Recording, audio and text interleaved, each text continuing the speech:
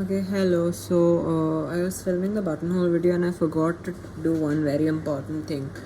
So, there's this thing called basting. You might have done it or you might have not done it. So, what it is basically a running stitch, but the stitches are very far apart and they're very loose. So, this is a temporary stitch and it is used to hold two pieces of fabric together. So, there are three types. I'll show them to you. So there's also I've used this thing. What do you call that? A pinking shear. I think even y'all use it to stop the fabric from fraying. So I've used that to cut the edges of the swatch. So first is our even basting. So in running stitch, you might have been told that the stitch size shouldn't be more than say 4 millimeters. That's what we were told. So what we have for basting, you can go way above that. Like you can go like to 7 millimeter and stuff like that. And like honestly, on a side note, you can make it like as big as you want because it's a temporary stitch. And you'll see I'm using a contrasting color because you will remove the thread later.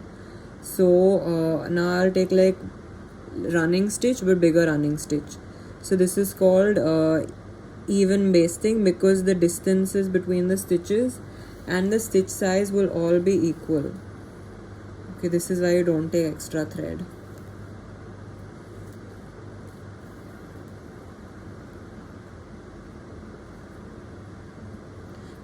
So I will just keep doing my running stitch and I'll try to keep the distances equal, all of them. So after this we have uneven basting, and like you can guess that in uneven basting the stitch size and the stitch distance doesn't have to be the same. That's why uneven. Okay, so now I'll show you uneven basting, which is again like the running stitch only. Also, if you want, you don't have to always like keep the knot tight because you're gonna pull out the thread anyway. So you can leave it loose. Ideally, like ऊपर की तरफ है, so you can pull out more easily. So yeah, I'm not tying a knot.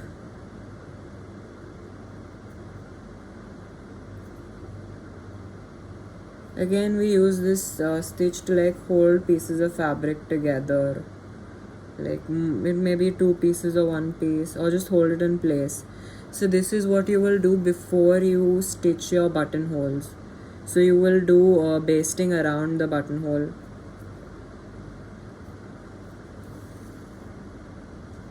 Okay, so we have our even basting, our uneven basting. Next is diagonal basting.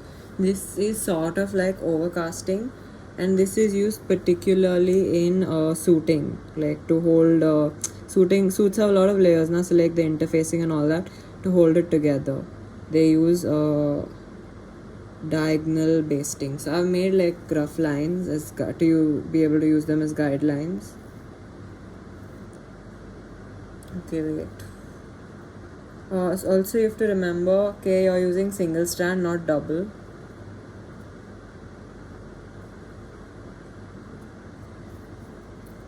So I'll go in from here. Again, I'm not tying it because I want to pull it out in the end, right?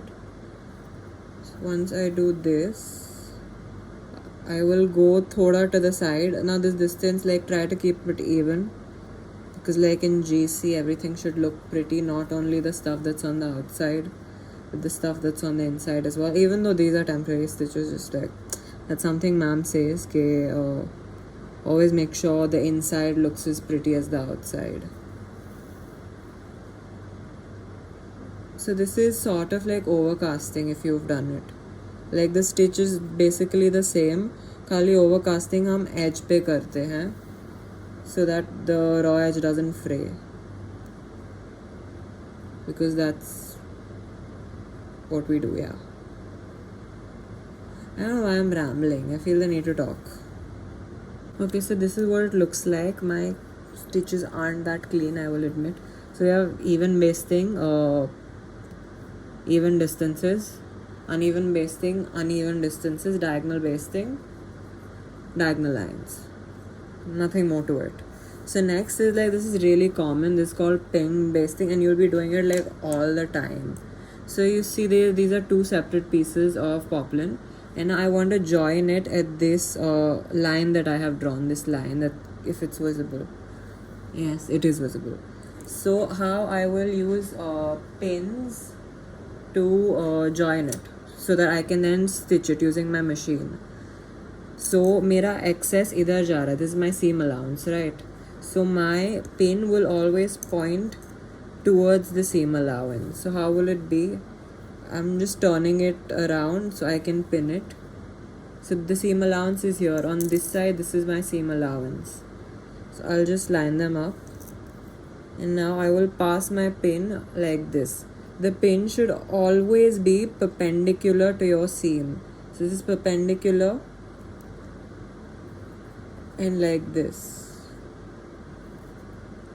And like try to keep it at like even distances if you want to, if you have like that. It should look good. But like the main thing is it should be perpendicular. Okay, so now why we're doing this is a very, very smart reason. So now I when I go through my machine, I will go like essay, right? So like when I'm going through my machine, I can like pull the pin out and go through the machine and I can have my stitch. So that's why we pin it that way. So that was pin basting. The next thing we have is called slip basting. So this is again to connect two pieces of fabric together. And how it will be done is this from the outside you can do it. So I have these two pieces. These are both the right side. I'll face out. So what I will do is I will fold this in 1 inch it's not 1 inch seam allowance, but usually seam allowances are 1 inch, and I have my line here. This is my seam allowance, this part here. I will place both the lines one on top of each other, right? So now I have them flush. Will take my needle and thread, and I will go only through the top layer. So I will go between these two layers, the top and the second layer. So that's the same fabric, and I come out at the edge. The point of slip basting is that it shouldn't be visible at all from the outside. Like बाहर से बहुत कम दिखना चाहिए. So I will go like very few threads through the second layer, ये नीचे वाला दूसरे side का, and I will pull. Okay, so that's done. I will go back into this fold, into this little flap. So I will go through here. You can see मेरा needle इधर निकला है. So I'll fold it back,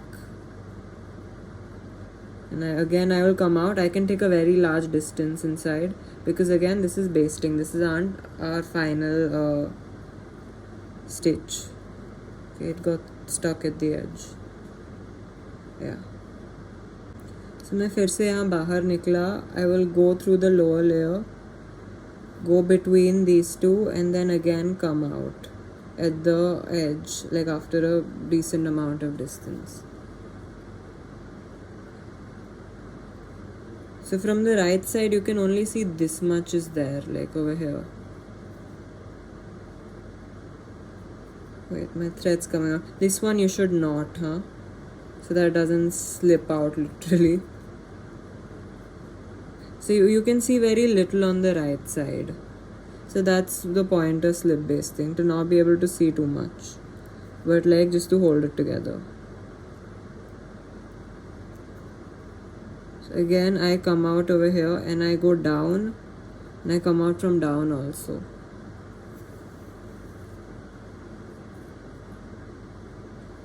And again I will go into the fold or the flap of the top layer.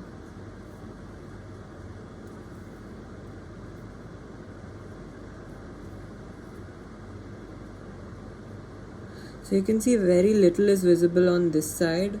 We're still joined. Again, बहुत कम दिख रहा है, but here you will be able to see like very big distances. Also, it should all be in one line. I don't know why the stitches come out. I've done that wrong. But it should all fall in like one flat line. I'll do it properly and show it to you off camera. Okay, so I have done it off camera again properly. You can see very little is visible from the right side, but if I turn this over, you can see all the lines of the stitches. So yeah, and all of this should fall exactly on the fold. Doesn't, it's fine I guess, because it's a temporary stitch. That's why we're using contrasting thread. Okay, now the point of basting was to tell you, okay, when you're doing your stitches, when you're doing your buttonhole stitches, say this was my buttonhole. So if I mark a new buttonhole over here, this is my buttonhole ka slit, and I want shape, say keyhole shape ka.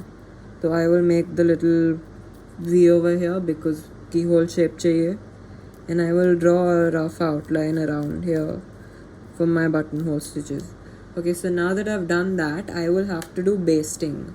So I can either do pin basting or thread basting, like even basting or uneven basting. So what is recommended is you do thread basting, because you will get lines here and the pins don't come in the way, because like these are quite small stitches now and you're using small thread. So along this box you will do basting. So I'm putting this at the end of the video, I don't know why. So these are this is like a first assignment once we finish our dress forms. So you should get an 11 by 11 square of poplin, like 2 of them, and put them together. So do pin basting on it and start from the edge. So first do this thing, buttonhole stitch or blanket stitch. Now this is for buttonholes, and it is also used as a decorative stitch. That's why it's in a different color. Next I have done back stitch over here. Back stitch is a permanent stitch, it is in the same color, that is why. Back stitch shouldn't go over 4 millimeters. Then is run stitch, again shouldn't go over 4 millimeters, even spacing, same as the size of stitch. Next is run stitch and back stitch ka combination. So it's 3 run stitch, 2 back stitch, 3 run stitch, 2 back stitch. Next is even basting. This has been done in the video. It is a temporary stitch, that is why it is in a different color, contrasting color. Then is uneven basting. Here you can go, stitch size can be much larger than 4 millimeters. This is diagonal basting. That has also been covered, temporary stitch, different color. Now this is sort of like, what do you call that? This is like diagonal basting here. But the thing is that it is done at the edge to stop the raw edge from fraying. So this thing is called overcasting. Overcasting is again a decorative stitch. That is why contrasting color. That is all. Bye bye.